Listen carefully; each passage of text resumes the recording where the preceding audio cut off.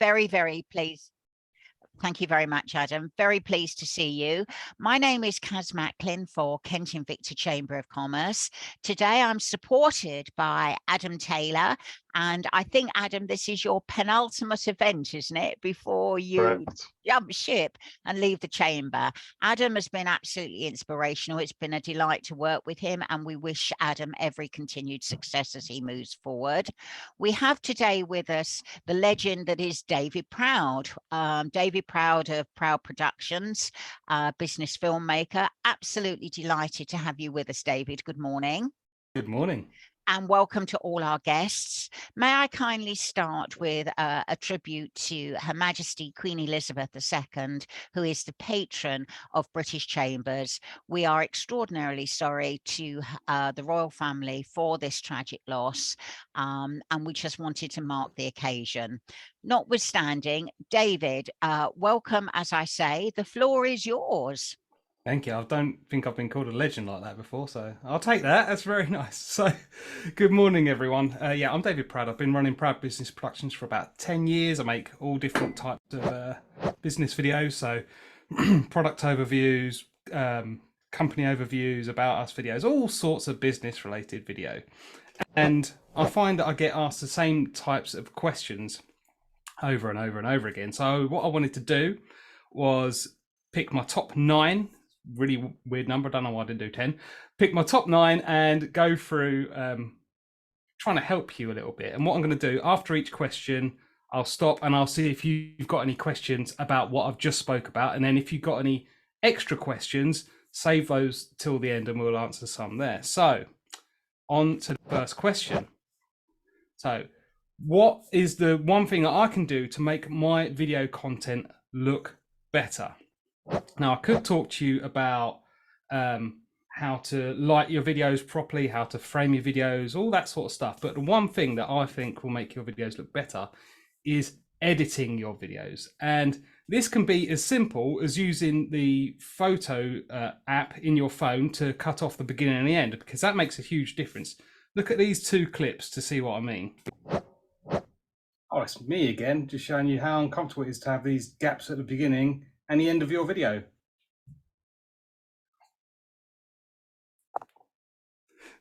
It makes it a little bit uncomfortable here. You got the bit at the beginning, you go, oh, is it recording? Is it recording? And you got the bit at the end when you might be searching for the record button to stop the recording. So you can literally just click those off and it makes it look a lot better. Oh, it's me again, just showing you how uncomfortable it is to have these gaps at the beginning and the end of your video. Oh, it's me again, just showing you how uncomfortable it is to have these. A lot more succinct and yeah, a lot more to the point. It's a lot nicer, but you can take it a step further as well and actually use an editing program. And the one I'd recommend is called VN or Vlog Now, and it's available on phones, tablets, and computer. And it looks the same no matter what platform you're using. So once you've learned it, you've learned it. And I'll show you a little idea of what this looks like. So what you can do is you can trim your videos, so you can cut out any mistakes. You can also add extra footage over the top called B-roll to help tell your story as well. And then the other things you can do is you can add graphics to your video, like titles, and you can animate them so they move around the screen. And you can also add music to your videos as well. So it adds a little bit of atmosphere. It makes it a little bit more alive. And I know what you might be thinking, that all looks very complicated. I don't know how to do that. But I'm going to put a link in the chat when I finish, because I don't want to confuse myself by trying to do it now while I'm talking to you. And that's a playlist on actually step-by-step how to do it. And it's something I created for a local charity to help their people make videos themselves. So it's quite basic and straightforward. Okay, so on to question number 2. Am I making the most of my video? And what I mean by this is, what I find most people do is they'll have a video made, or they'll make one themselves. They'll post it once on social media, and then they might put it on their website as well if you're lucky. But the thing is, especially with social media, unless you're really lucky, your audience aren't going to see your video. So with LinkedIn, your post might be viewable by your audience for maybe up to a week. Facebook, a few days. Twitter a few hours. Once you've gone outside that time zone, people aren't going to see your posts anymore. So obviously to fix that, you could repost it. So on Twitter, you might post it 3 times in a day at different times, so you're catching different audiences. And also what you could do is repurpose your content as well. So let's say you make a longer video, you could clip it up into shorter videos which are more digestible for social media, or you can turn it into blog posts on your website. Like I've got lots of different blog posts here, and what that actually means is it adds to your Google SEO. So for one of my blog posts, which has got my video up the top of it, it gets a couple of 100 views from Google each month, which is really handy. But what I really want you to do is think about all the different processes in your business, from, you know, first meeting a potential client to them being happy with a finished job, and think about how you can include video in these processes to make it a bit more exciting and a bit more personal to your customer. So let's say you're going to meet a customer for the first time. Before your meeting, when you're just confirming the time and just making sure everything's okay, you could send them your About Us video, so they learn a bit about you, a bit about your company culture, and a bit about the problems that you solve. So by the time you meet them, there's already that sort of connection and that understanding there. Or when you're sending out a client proposal, customer proposal and quote, you could send a testimonial video or a case study video with it. So when they're in that mindset of trying to decide whether to go with your service or not, they're hearing from one of your customers about the problems they had, how you solved them, how much better their business or their life is now, and it just helps them along that path. Another thing you could do is, once someone signs up to your service or buys your product, you could send them a welcome video, you know, thanking them for coming on board, and talking about how excited you are to be working with them. And then lastly, this is quite important as well, when someone's signed up with you, that's when some doubts might start creeping in of, oh, have I made the right decision? Am I wasting my money doing this?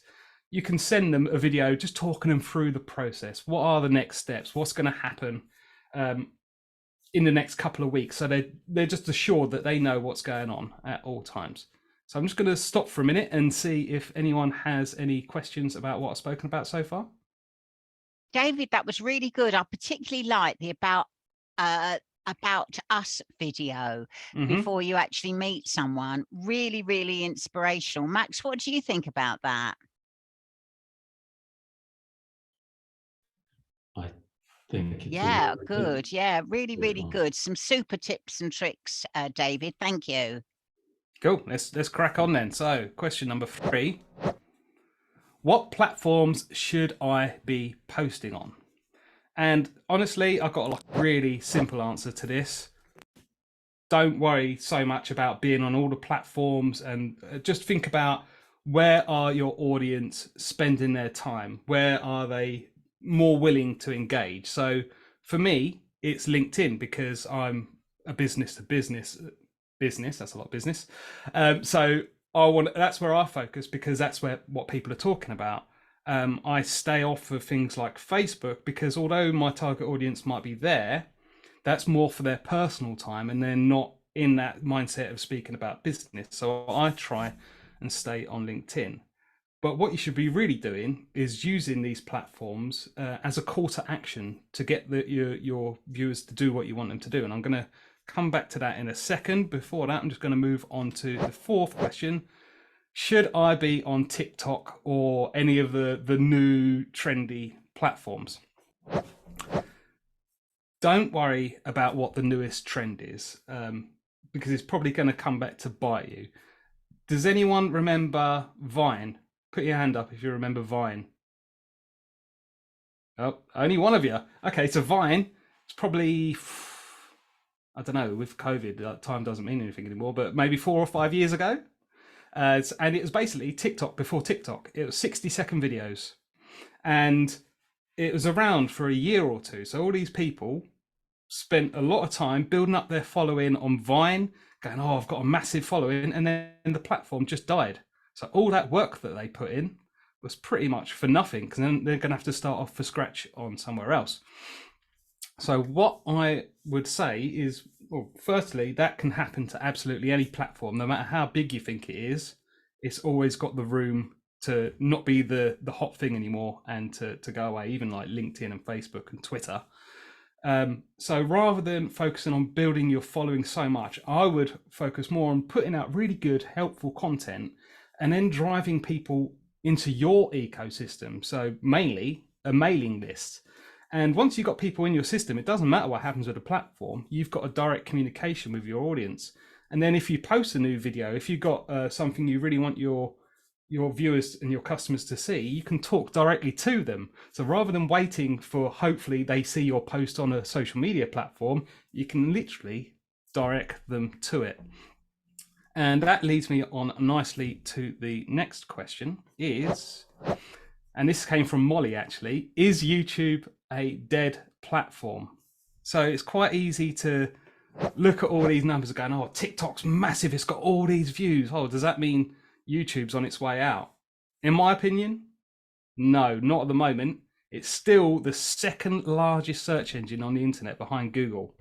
So I don't know about you lot, but when I have a problem, when I need to know the answers to something, the first place I normally go is YouTube.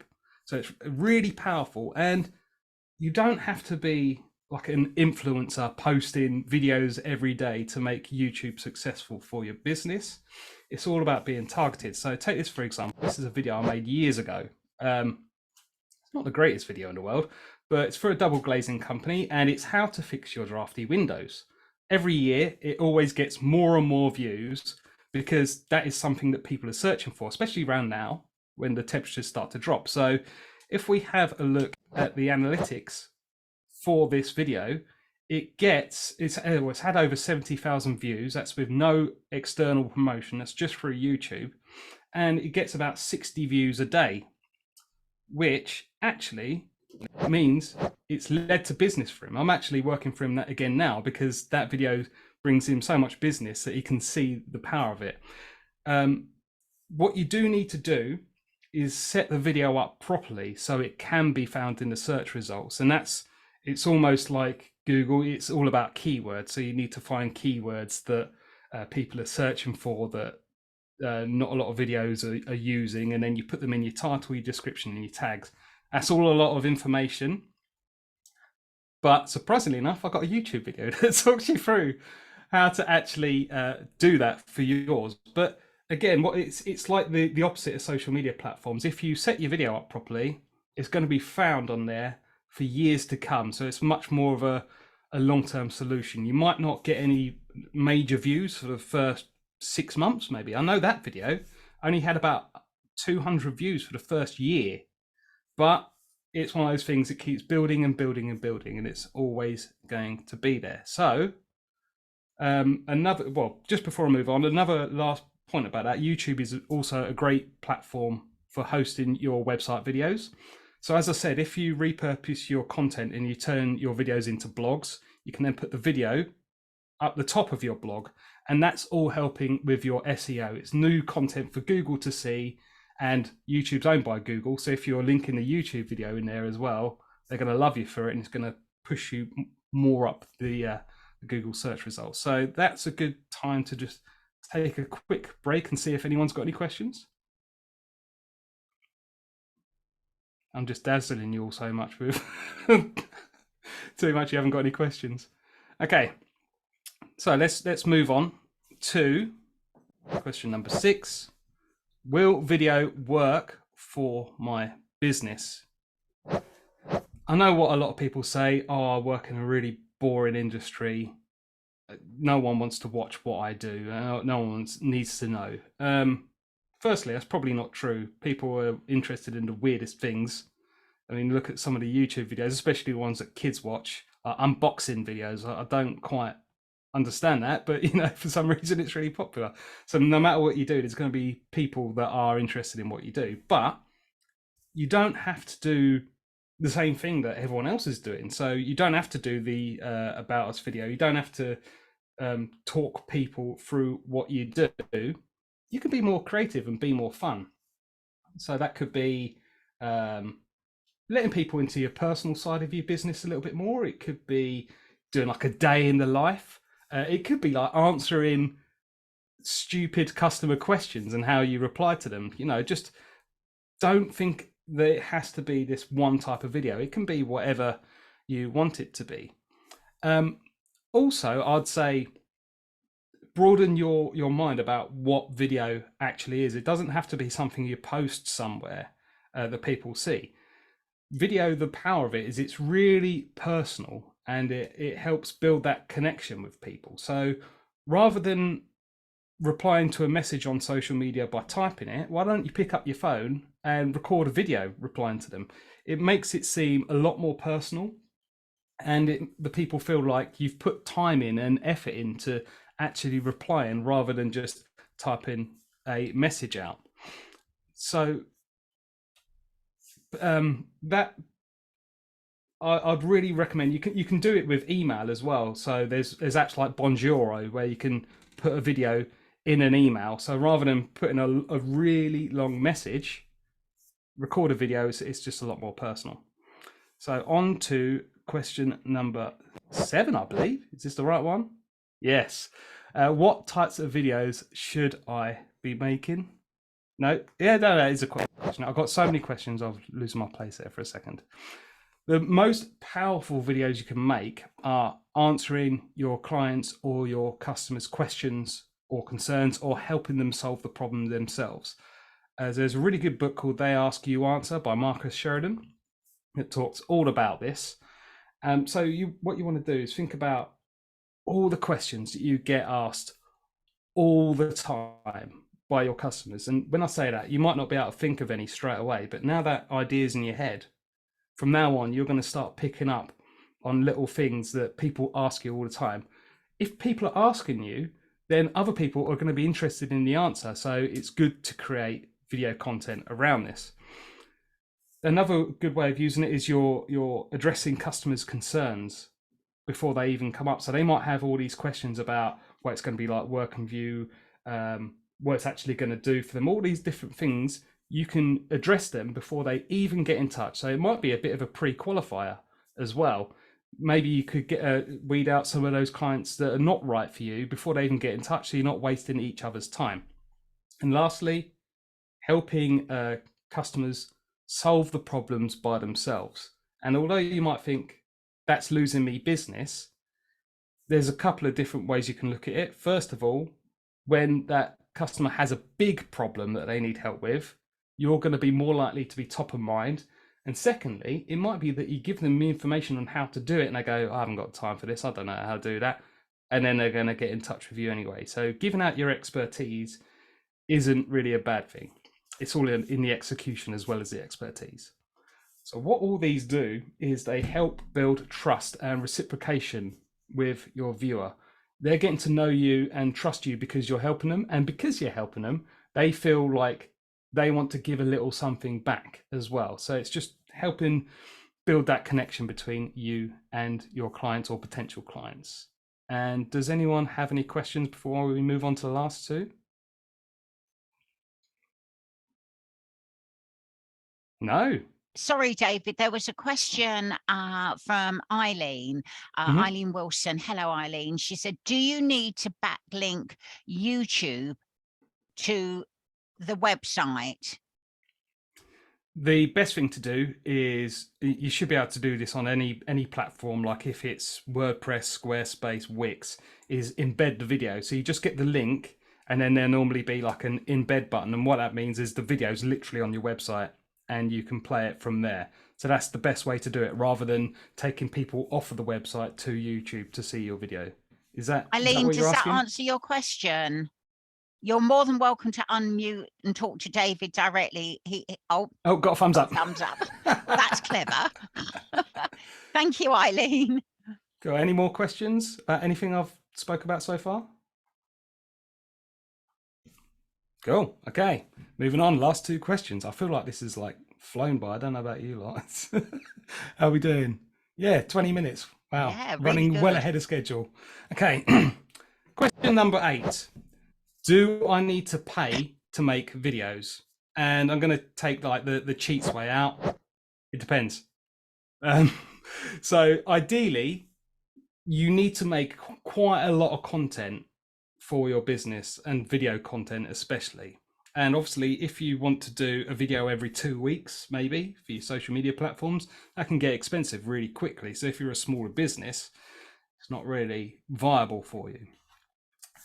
But what I'd say is split it into two categories. So you've got your big splashy videos, which, you know, are the about us videos, the testimonials, maybe process videos and things like that, where you're putting them on your website, you're sending them to clients, and you want to put your best foot forward. They're worth paying for because they need to be very targeted on, you know, how to speak to your potential client, how to engage with them so they actually want to the video. And that's where you need expertise and help doing that. But the shorter content, the smaller content, the how-to videos, social media content, there's no reason why you can't just do that with your phone. And to be honest, sometimes that's even beneficial because with social media platforms, if it's filmed like that, it feels a lot more personal and connective rather than a professionally produced video. But there's a couple of other things you need to look at. How much time do you have that you can dedicate to making videos? Because if you want to make a video every 2 weeks, making a 2 or 3 minute video could take you half an hour to an hour. You know, when you've got the scripting or the planning of the video, the filming the video, which you might have to do a few takes, and then a little bit of editing as well as the posting, that can take you a bit of time. Is your time better spent elsewhere? Is that half an hour to an hour better spent doing a little bit of networking or talking to older clients, getting in touch with older clients to see how they are, or just building your business generally? Is that better use of your time? Linked to that is the more barriers you put in place of something that you don't particularly want to do, and getting in camera for the first time is probably something you don't really want to do. The more barriers you put in place, the more likely you are to push it back and not do it. So you go, oh, I haven't got time this week, I'm too busy. So having someone, paying someone to do it, you're locked and you're confirmed in to do it because you don't want to waste your money. So it's weighing up, you know, how much time you've got and how professional you want to look. How do your viewers want to see it? Maybe if you're a bigger corporate business, they want that slick look, you know, they don't want the filmed on the phone. So you've got to take all these things into consideration. So it depends. And that takes me on to the last question, which is, how much should a video cost? You know what I'm going to say? It depends. It can be anything from £50, which is ridiculously cheap, to tens of thousands of pounds if you've got a whole crew and you're doing location shooting and things like that. Generally, you look in, let's say like an about us video, you're probably looking around about £1,000, like industry standard. So you've got to take into account all the planning that goes in beforehand, the script writing, all things like that. Obviously, the filming takes a fair amount of time, and editing takes double the amount of time as filming. But I don't want you to think of it as cost. I want you to think of it as an investment, because really, your video should be bringing in new customers to your business or bringing back old customers. It should be making money for your business. So what you need to do is you need to think about the lifetime average value of your customer. And then you can work out whether the video is worth it or not. I think a video should pay for itself with one new customer from it. So let's say you're a product business and your product you sell are £10. People buy £10, 10 products across a lifetime with you, £100. Paying £1,000 for a video is not such a good idea. You need to get 10 new customers before you even break even. So maybe paying £100 for the video is a bit more worthwhile for you. Whereas if you are a managed IT company and you have customers on a monthly retainer for, I'm going to keep it simple because maths are not my strong suit, let's say £200, right? £200 monthly retainer, and okay, so that's 2,400 a year. They last for 10 years. So what's that? £24,000. So paying £1,000 for a video that could get you a customer that's going to make you £24,000, that makes a lot more sense. So you need to weigh up how much your average customer's worth and how much you think the video is going to bring to your business. Again, depending on the type of video is going to change that as well, because if it's a social media video, you may get one customer from it, you may get none. It might be just that building trust. Whereas a company overview video or a testimonial, which is going to be on your website for a few years, or you're going to be sending it out to potential clients, that's much more likely to, push 10, 15 customers across the line. So you're going to get a much better return on that video. You got to keep in mind, the last thing I'll say is that what you're paying for is not equipment or anything like that. You're paying for expertise, and that could be as something like using different shots to help tell your story. So you could use a low angle to make the person look really powerful and heroic, or it could be the opposite. You could be shooting from above and make that person feel really small. All these things have a subconscious effect on the viewer. It could be how to make a big impact up front with a video, so it keeps people watching, how to talk to your target market, or how to structure a video so it helps people along the journey to turning them into paid customers. So that's what you're actually paying for. So it's a lot of things to keep in mind, but I would say the main thing to think about is the average customer value and whether you are going to get a return, because that's what's really important. And that is the last of my prepared questions. So if anyone's got any questions about video for your business at all, please ask away. David, thank you so much. Always interesting to hear from professionals. Your insight is always really, really useful. And I think that right from the outset, you've been able to supply some tips and tricks, because the ability of video is to make everything more personable, and it makes it you. I've never had the courage to go on video because I'm always so self-critical about myself, but I notice you do. How do you overcome that? Well, I think you're wrong, Kaz, because you're on video right now. Well, yeah, but I mean, we're just talking, but I mean, sticking something out to promote the chamber. Good point, touche. That's it. It's a change of mindset, right? Okay, mindset change. Cool. When you started doing this Zoom stuff, were you as outgoing as, well, it's you, Kaz, so you probably were, but were you as outgoing and as confident as you are now? Well, yeah, I take meds to calm down. You want to see what I'm like on speed. So I always equate it to networking. When I first walked into a networking in person, I was like, oh, I don't know anyone here. I don't know who to talk to. I'm just going to stand in this corner for a minute and hope people come over to me. And then after doing it 2 or 3 times, you go in and you go, oh, I don't know that person, and make sure I go and speak to them. Oh, I remember them. I'll go and catch up with them. So it's practice, right? Practice. So it's the same with video. Pick up your phone, record yourself talking about what you had for breakfast for 30 seconds, delete it. Just doing that a few times gets you more in that headspace of talking to a camera and talking to a lens and getting used to it. When you if you look back at my YouTube channel and look right back at the beginning, I was like, hi guys, yeah, today we're gonna talk about doing stuff on YouTube. And then after maybe 4 or 5 videos, I'm talking like I talk now. And it's me coming across.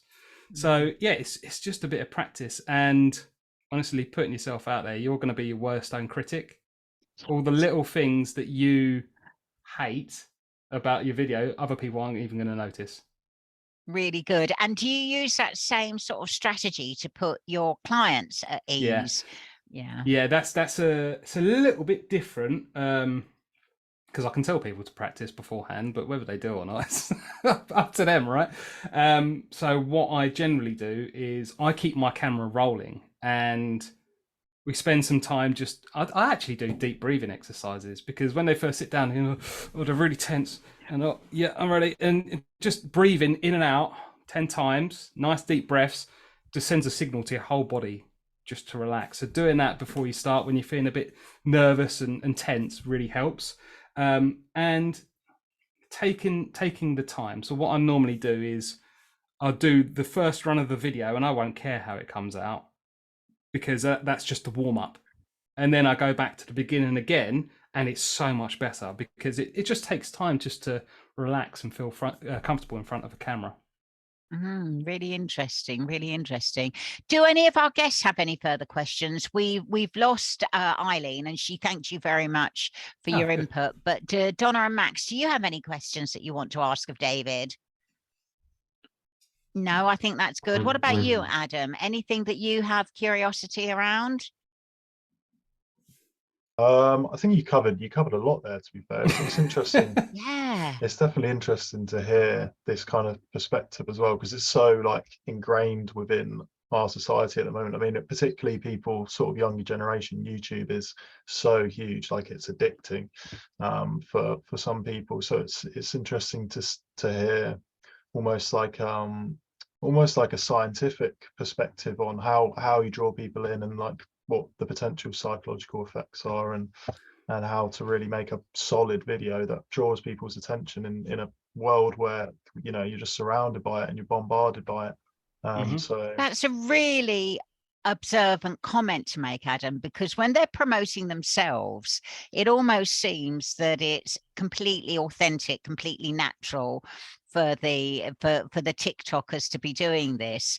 And yet the minute I put on my corporate hat for the chamber, I'm riddled with insecurity about not doing something right, saying an inopportunistic word, because I recognize that I work for a heritage brand, and you have to be extraordinarily careful, and it makes me risk averse.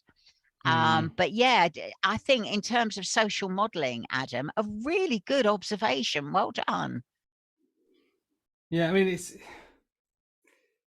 it's tough, because a lot of people, I said this when I was talking in one of the questions, but people have a very set view of what a video should be, and they think they have to stick to that, you know, the company overview and things like that. But even that doesn't have to be the same as what everyone else does it. Maybe like with the meet the team style videos, right?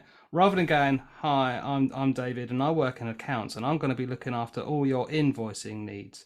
You know, of course people know that. They could read that in a sentence. What's the point in making a video about that? But if you said, hi, I'm Dave and I'm a bit of a geek. I really like comics and my favorite movies are, and this is the type of music I like. These are my favorite hobbies. It's letting that personal side out, so people are getting to know you a bit, so they're not so scared about just getting in touch with you and asking a question. Excellent. And you know, we've just had a comment from Donna that said it's really informative about the practicing until you feel comfortable. So if you know that there's a flaw in your presentation, and it irritates you, you can perhaps iron it out so that you can represent. And I guess if all else fails, what we can do is we can come knocking on your door, outsource it, and say, David, would you do this for us? Yeah, I mean, I'm always happy to help with any advice and stuff like that as well, to be honest. I don't really offer like a consulting service. I'm just happy to help businesses with, you know, tips and tricks, to be honest. One thing that you need to keep in mind with the practice is don't watch that video back. Do not watch, especially the first, after you've done it a few times, then you can watch it back. If you watch that first one back, you're never doing video again. You're like, oh, what am I doing? Because it's going to be awful. I remember when I was learning to play guitar, probably been playing for 6 months or something, and I was like, oh, I can record myself. I recorded myself, listened to it back, and I went, oh, I'm awful. So it's a similar thing, right? Once you've done it 4 or 5 times, you're a bit more comfortable, then you can watch it back, and you're still going to cringe, which actually goes away fairly quickly as well. Like me editing my own videos, you have to get over yourself a little bit. You're still going to cringe, but you can go, oh, that bit where I keep looking off to the side all the time, I'm not going to do that next time. And it's just building up these little things and making it better and better. But don't let perfect be the enemy of done. You can always, as you learn more, as you get better and better, your idea of perfect improves and gets greater and greater.